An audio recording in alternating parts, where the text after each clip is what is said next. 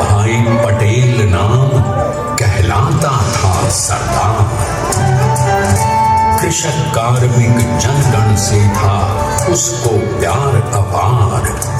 अखिल देश ने उसे रहनुमा किया था स्वीकार।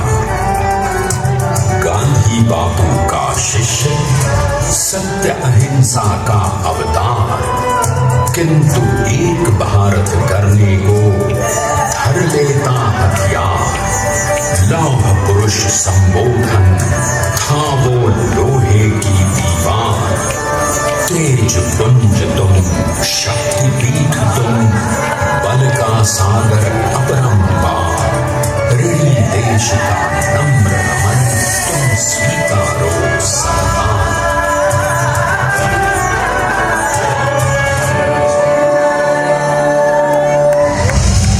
1857 में अंग्रेजों को ललकारने वाले पहले स्वतंत्रता संग्राम के एक सक्रिय सिपाही थे झवेर भाई पटेल। करमसद गांव के इस बहादुर देशभक्त किसान और उनकी पत्नी लाडबाई के 5 बेटों और 1 बेटी में से चौथे पुत्र थे वल्लभ भाई। बालक वल्लभ ने करमसद के बाद नडियाद से अपनी हाई स्कूल की शिक्षा पूरी की। फिर 13 साल की उम्र में उनकी शादी भी हो गई छोटी सी झवेर बाई से। 2 बच्चों, बेटी मणिबेन और बेटे ताया भाई को जन्म देने के बाद झवेर बाई असमय ही चल बसी। सदी बदलने और 20वीं सदी आने पर उनका जीवन भी एक चमत्कार की तरह बदला। लीडर का इम्तिहान पास करके वो वकालत करने लगे। पहले गोधरा, फिर आणंद और उसके बाद अहमदाबाद में।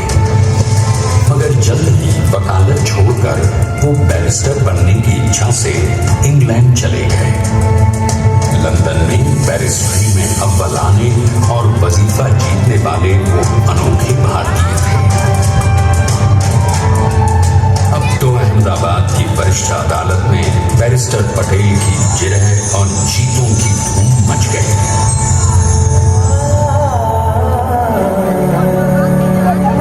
तभी एक युग पुरुष ने वल्लभ भाई के जीवन की धारा ही बदल दी। दक्षिण अफ्रीका में सत्याग्रह के अहिंसक अस्त्र से गोरे शासकों को सबक सिखाकर भारत वापस आए बैरिस्टर मोहनदास करमचंद गांधी से मिलकर वल्लभ भाई ने अपने कुछ वर्षों से सीखे विदेशी व्यवहार और संस्कार हमेशा के लिए त्याग दिए और अब वो अपने खेड़ा के किसानों को हक दिलाने के लिए बापू के साथ आंदोलन में कूद पड़े। अब उनके पैरों में जूते नहीं, गांव की धूल थी। हृदय में भारत भूमि की शस्य श्यामला धरती। मन में थे गांधी और मस्तिष्क में एक नए स्वतंत्र भारत का सपना।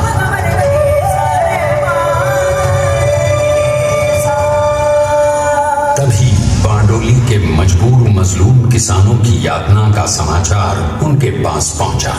तुरंत वल्लभ भाई वहां पहुंचे और यूं शुरू हुआ भारत का सबसे बड़ा और सफल किसान आंदोलन बारडोली। वल्लभ भाई ने बारडोली के 87,000 किसानों को ऐसा अटल अडिग अचल मनोबल दिया कि अंग्रेजी सरकार हिल गई और 1 बरस के बाद उनका लगान माफ कर दिया गया। अब तो पूरे देश में लोग वल्लभ भाई के नाम की कस्में खाने लगे। स्वयं महात्मा गांधी ने कहा, अब वल्लभ भाई मेरे शिष्य या साथी नहीं, सारे देश के सरदार हैं और देश को मिल गया एक अनोखा असरदार सरदार।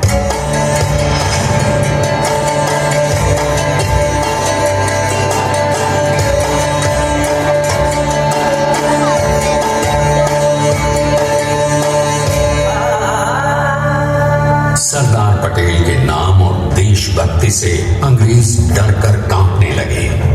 1930 के नमक सत्याग्रह और दांडी कूच में वो बापू से भी पहले गिरफ्तार किए गए।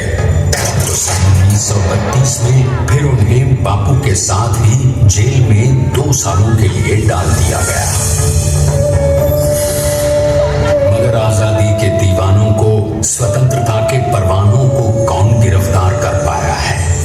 जेल से छूटते ही सरदार को कांग्रेस के नए राष्ट्राध्यक्ष पद पर चुना गया और उनकी सरपरस्ती में राष्ट्रवादी भारतीयों ने तमाम ब्रिटिश सूबों में जीत हासिल कर वहां अपनी स्थानिक सरकारें बनाई। किंतु सरदार का सपना केवल सरकार बनाना नहीं था।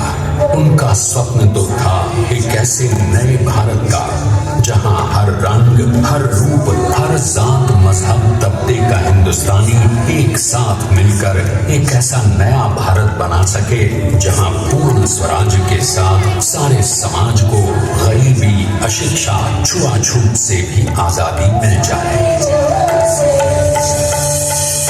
इसकी पहली रणनीति थी भारत को अंग्रेजों की गुलामी से आजादी, ताकि भारत के लोगों की अपनी सरकार सबके साथ और सबके विकास के लिए काम कर सके। बापू की अगुवाई में अब देश ने अंग्रेजों को अंतिम चेतावनी दे दी, करेंगे या मरेंगे, क्विट इंडिया, अंग्रेजों भारत छोड़ो। बस फिर क्या था, संघर्ष की रणभेरी बची। 3 सालों के लिए सरदार पटेल को भी सत्याग्रही नेताओं के साथ जेल में ठूंस दिया गया। 2 सालों के बाद अंग्रेजों को बापू के सभी शिष्यों और साथियों को छोड़ना पड़ा।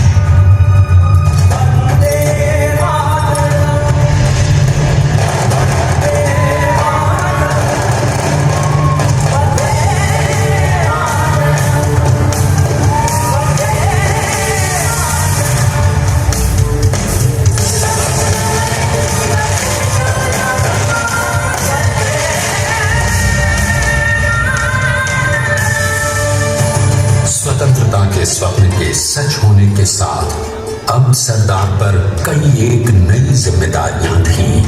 आने वाली आजादी की तैयारी और एक नए भारत के लिए नए लोकतांत्रिक संविधान की संरचना। जैसा उनके साथी ने खुद कहा था, सरदार ने ही छेनी हथौड़ी लेकर एक नए भारत को उकेरा है।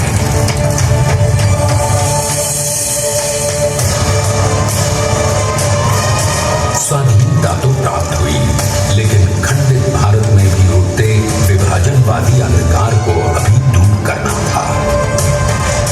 जब देश के खंड खंड होने का भय उत्पन्न होने लगा तो सरदार ने निर्भय होकर खुद अपनी केंद्र सरकार और साथियों को भी चुनौती दे डाली और जम्मू कश्मीर को बचाने के लिए सारे देश का आकाश वायुयानों से भर गया।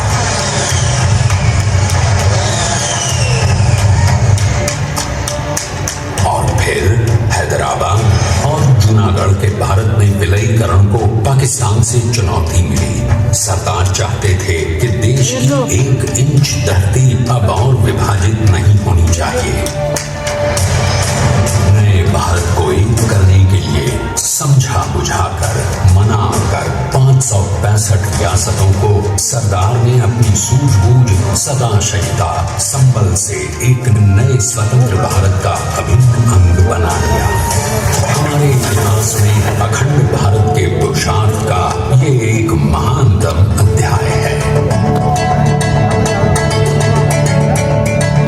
जैसा उन्होंने स्वयं कहा था, हमें नए धागों को पुराने ताने बाने में ऐसे पिरोना है कि एक दूसरे में गुंथ जाए और बेहतरीन बनावट वाला एक नया भारत उभर कर सामने आ सके।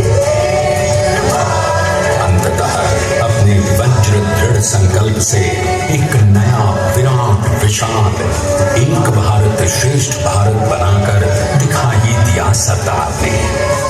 संसार के सबसे बड़े प्रजातंत्र के शिल्पी को प्रणाम करने के लिए देश ने बनाया है ये समर्थ स्मारक। स्वाधीन भारत को समर्थ भारत में बदलने वाले सरदार पटेल को समर्पित प्रेरणा तीर्थ भी है। प्रधानमंत्री श्री नरेंद्र मोदी के नेतृत्व में बनी विश्व की इस विशालतम प्रतिमा के सामने आकर सारी दुनिया जैसे स्वयं ही नतमस्तक हो जाती है।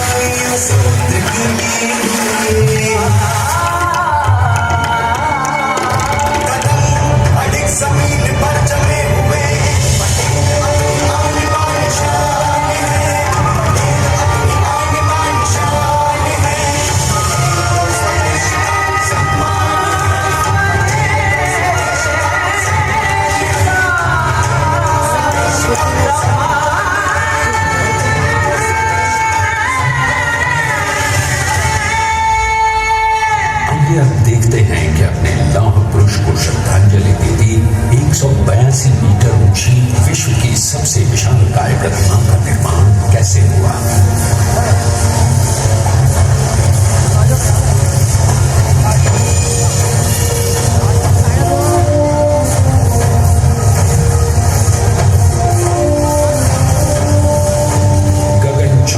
इस अद्वितीय अभूतपूर्व प्रतिमा को बनाने के लिए सबसे पहले नदी पर 4500 क्यूबिक मीटर का राफ्ट बना और फिर सीधा 600 फीट का कंक्रीट का कोण बनाया गया।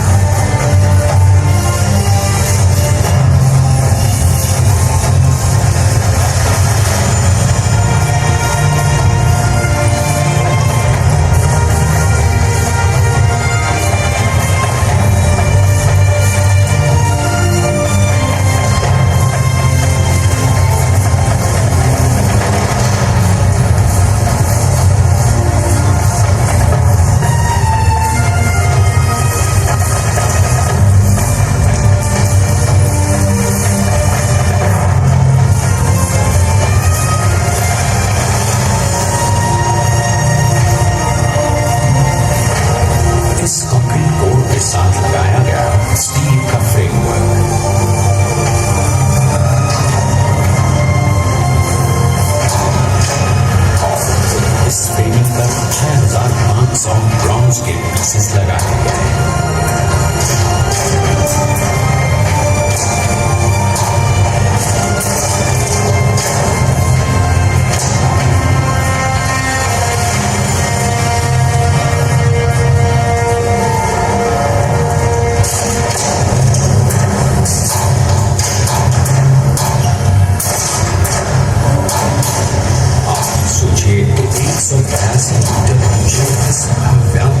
स्मारक के निर्माण में कितना सामान और मेहनत लगी हो। 70,000 metric ton cement, 18,500 metric ton reinforcement steel, 6,000 metric ton structural steel और 1,700 मीट्रिक टन ब्रॉन्ज।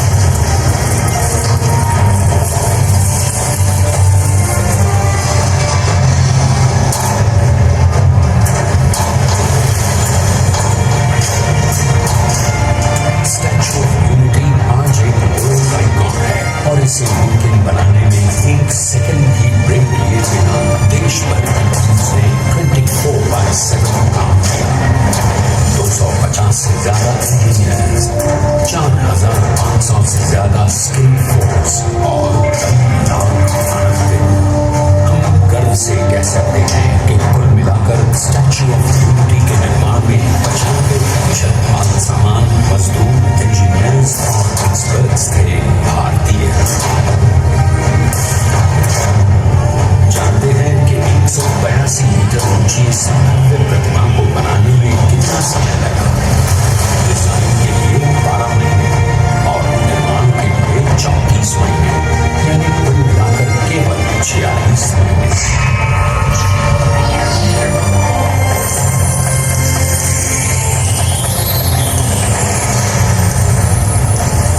और इसी तरह बनी देश के शिल्पकार की एक अनूठी अद्वितीय विशाल प्रतिमा, जो सिर्फ आज ही नहीं बल्कि आने वाले न जाने कितने सालों तक यूं ही चमचमाती रहेगी।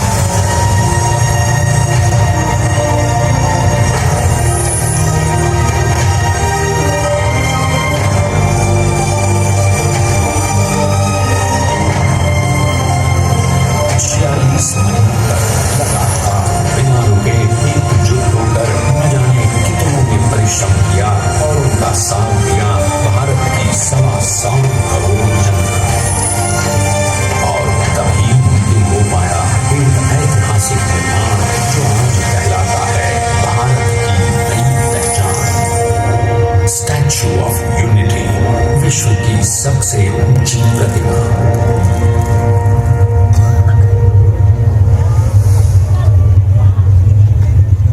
सरदार ने अपनी गंभीरता, शालीनता और दूरदर्शिता से भारत को संगठित करने के असंभव कार्य को संभव कर दिखाया।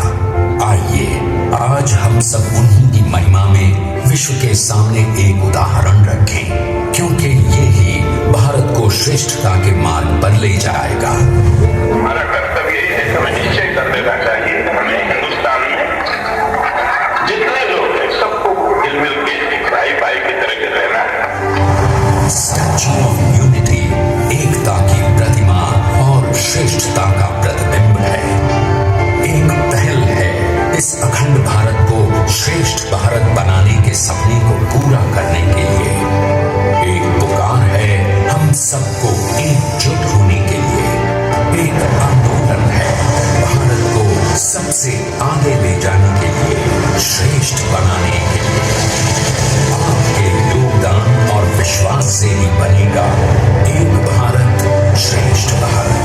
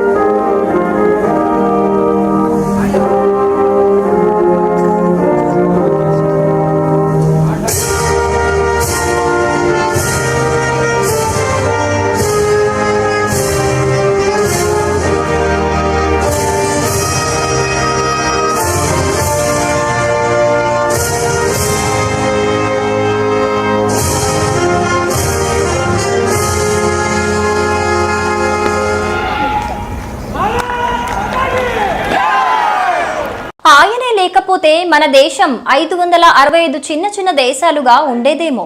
ఆయనే లేకపోతే భారతదేశపు నడిబొడ్లో పాకిస్తాన్ జెండా ఎగరేదేమో. ఆయనే లేకపోతే ఇంకా రజకార్ల అరాచకాలు తెలంగాణ గడ్డపై రాజ్యమేలేవేమో. ఆయన మరెవరో కాదండి, మన Sardar Vallabhbhai Patel.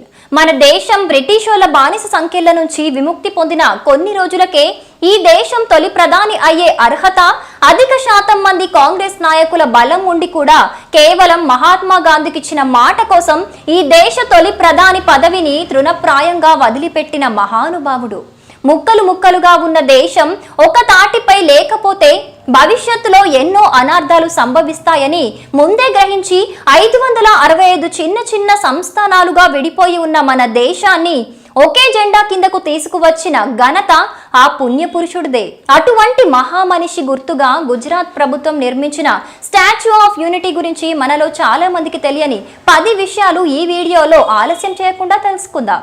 Number 10, Sardar Patel statue of unity అమెరికాలోని స్టాచ్యూ ఆఫ్ లిబర్టీ కంటే 2 ఇంతలు పెద్దది. అలాగే ఇది ఇప్పటి వరకు చైనాలో నిర్మించబడి ప్రపంచంలో అతి పెద్దదిగా నిలిచిన స్ప్రింగ్ టెంపుల్ బుద్ధా కంటే సుమారు 30 మీటర్లు పెద్దదే. ఇక నంబర్ 9, ఈ విగ్రహం నిర్మాణానికి సుమారు 3.5 సంవత్సరాలు పట్టగా ఇంత తక్కువ సమయంలో అంత పెద్ద విగ్రహం నిర్మించడానికి ప్రతిరోజు రాత్రి పగలు అనే తేడా లేకుండా సుమారు 2700 మంది కార్మికులు, 300 మంది ఇంజనీర్లు పనిచేశారు. నంబర్ 8, భారతదేశాన్ని ఒకటిగా చేసిన ఉక్కు మనిషి విగ్రహ నిర్మాణానికి మేమున్నామంటూ దేశవ్యాప్తంగా ఉన్న రైతులు తమ వద్దనున్న ఇనుప పనిముట్లను విరాళంగా అందించారు.